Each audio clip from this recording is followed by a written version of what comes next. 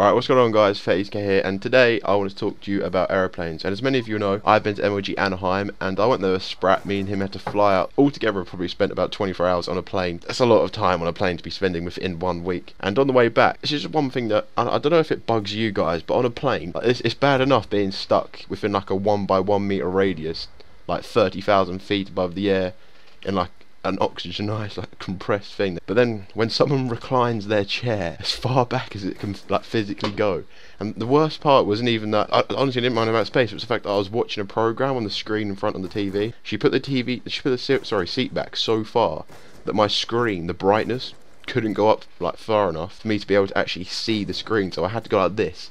I had to sink down in my chair, then put my head like that in some weird position so I could try and see my actual film. I can't remember what I was watching. I think I was watching Dallas Buyers Club, which is a sick film. When that woman did that, I was just digging my knees up into her chair trying to do anything, and she kept pushing her chair back. It was like a war between us two. It was like we were fighting each other without looking. And I was sitting next to Sprat, and Sprat was luckily on an aisle seat, but the woman next to her also put her chair as far back as well, right next to Spratty. So Spratty had to do the same thing as me. He had to go down and try and look up to see his film. Probably one of the weirdest aeroplanes I've ever been on was a sea aeroplane. It was when I was going to the Maldives, and if you don't know where the Maldives are, the Maldives is like these tropical islands. They're off the coast of India, I believe. They're tiny islands. It took me 20 minutes to walk around the island at a slow pace. We basically landed in the main island, the big one, the capital, and then obviously there's loads of little seaplanes that take you out to all the other different islands. So we got on one of these seaplanes, and it's so loud you have to put these earplugs in, otherwise you go deaf.